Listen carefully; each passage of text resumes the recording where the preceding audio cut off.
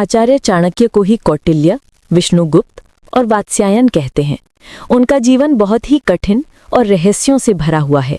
आओ जानते हैं उनके जीवन की संक्षिप्त कहानी। मगध के सीमावर्ती नगर में एक साधारण ब्राह्मण आचार्य चणक रहते थे। चणक मगध के राजा से असंतुष्ट थे। चणक किसी भी तरह महामात्य के पद पर पहुंचकर राज्य को विदेशी आक्रांताओं से बचाना चाहते थे। इसके लिए उन्होंने अपने मित्र अमात्य शक्तार से मंत्रणा कर धनानंद को उखाड़ फेंकने की योजना बनाई। लेकिन गुप्तचर के द्वारा महामात्य राक्षस और कात्यायन को इस षड्यंत्र का पता लग गया। उसने मगध सम्राट घनानंद को इस षड्यंत्र की जानकारी दी। चणक को बंदी बना लिया गया और राज्य भर में खबर फैल गई कि राजद्रोह के अपराध में एक ब्राह्मण की हत्या की जाएगी। चणक के किशोर पुत्र कौटिल्य को ये बात पता चली तो वो चिंतित और दुखी हो गया। चणक का कटा हुआ सिर राजधानी के चौराहे पर टांग दिया गया। पिता के कटे हुए सिर को देखकर कौटिल्य चाणक्य की आंखों से आंसू टपक रहे थे। उस वक्त चाणक्य की आयु 14 वर्ष थी। रात के अंधेरे में उसने बांस पर टंगे अपने पिता के सिर को धीरे धीरे नीचे उतारा और एक कपड़े में लपेट कर चल दिया। अकेले पुत्र ने पिता का दाह संस्कार किया।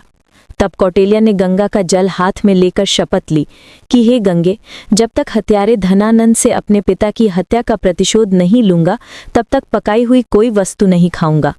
जब तक महामात्य के रक्त से अपने बाल नहीं रंग लूंगा तब तक ये शिखा खुली ही रखूंगा। मेरे पिता का तर्पण तभी पूर्ण होगा जब तक कि हत्यारे धनानंद का रक्त पिता की राख पर नहीं चढ़ेगा। हे यमराज, धनानंद का नाम तुम अपने लेखे से काट दो। उसकी मृत्यु का लेख अब मैं ही लिखूंगा। इसके बाद कौटिल्य ने अपने नाम बदलकर विष्णुगुप्त रख लिया। एक विद्वान पंडित राधा मोहन ने विष्णुगुप्त को सहारा दिया।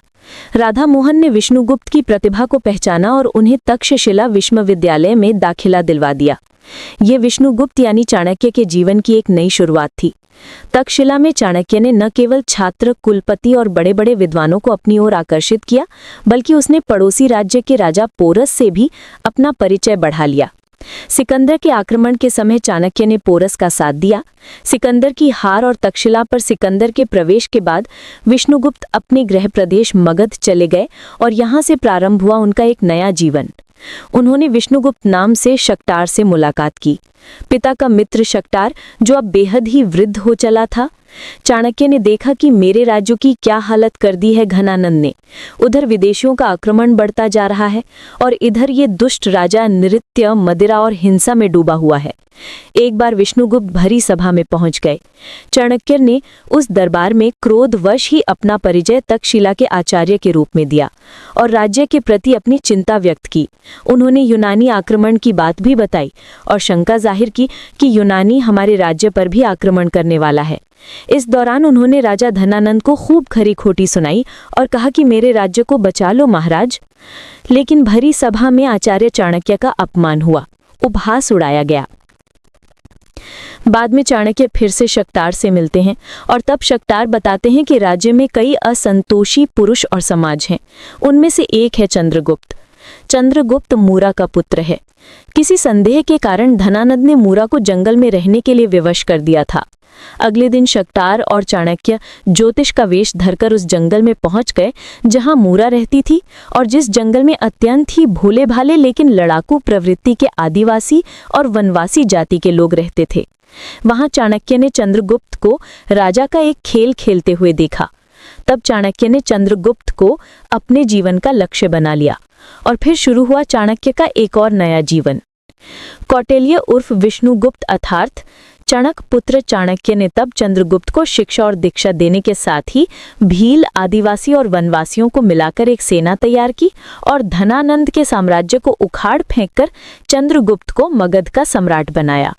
बाद में चंद्रगुप्त के साथ ही उसके पुत्र बिंदुसार और पौत्र सम्राट अशोक को भी चाणक्य ने महामंत्री पद पर रहकर मार्गदर्शन दिया। ऐसी हुई थी आचार्य चाणक्य की मौत। आचार्य चाणक्य की मौत एक रहस्य है। इतिहासकारों में इसको लेकर मतभेद हैं। हालांकि कुछ शोधकर्ता उनकी मौत को लेकर 3 तरह की थ्योरी प्रस्तुत करते हैं। आओ जानते हैं कि आखिर आचार्य चाणक्य की मौत कैसे हुई थी। चंद्रगुप्त मौर्य के पुत्र बिंदुसार मौर्य और उनके पुत्र सम्राट अशोक थे। आचार्य चाणक्य ने तीनों का ही मार्गदर्शन किया है। चाणक्य का जन्म ईसा पूर्व 371 में हुआ था, जबकि उनकी मृत्यु ईसा पूर्व 283 में हुई थी। चाणक्य का उल्लेख मुद्रा राक्षस, वृहत कथाकोश, वायु पुराण, मत्स्य पुराण, विष्णु पुराण, बौद्ध ग्रंथ महावंश, जैन पुराण आदि में मिलता है। वृहत कथाकोश अनुसार चाणक्य की पत्नी का नाम यशोमती था। मुद्रा राक्षस के अनुसार चाणक्य का असली नाम विष्णुगुप्त था। चाणक्य के पिता चणक ने उनका नाम कौटिल्य रखा था। चाणक्य के पिता चणक की मगध के राजा द्वारा राजद्रोह के अपराध में हत्या कर दी गई थी। चाणक्य ने तक्षशिला के विद्यालय में अपनी पढ़ाई पूरी की। कौटिल्य नाम से अर्थशास्त्र एवं नीति शास्त्र लिखा।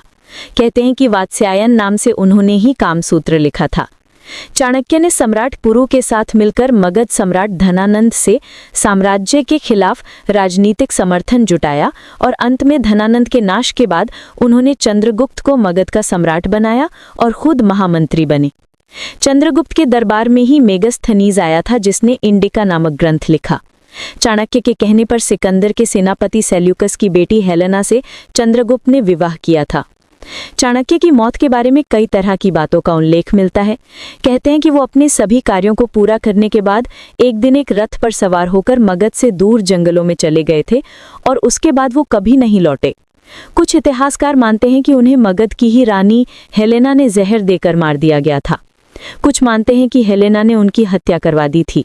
कहते हैं कि बिंदुसार के मंत्री सुबंधु के षड्यंत्र के चलते सम्राट बिंदुसार के मन में ये संदेह उत्पन्न किया गया कि उनकी माता की मृत्यु का कारण चाणक्य थे। इस कारण धीरे धीरे राजा और चाणक्य में दूरियां बढ़ती गईं और एक दिन चाणक्य हमेशा के लिए महल छोड़कर चले गए। हालांकि बाद में बिंदुसार को इसका पछतावा हुआ। एक दूसरी कहानी के अनुसार बिंदुसार के मंत्री सुबंधु ने आचार्य को जिंदा जलाने की कोशिश की थी, जिसमें वो सफल भी हुए। हालांकि ऐतिहासिक तथ्यों के अनुसार चाणक्य ने खुद प्राण त्यागे थे या फिर वे किसी षड्यंत्र का शिकार हुए थे, ये आज तक साफ नहीं हो पाया है। अगर आपको ये वीडियो पसंद आया हो तो सब्सक्राइब बटन पर क्लिक कर बेल आइकन बटन को दबा दे ताकि आपको नई वीडियो मिलते रहे।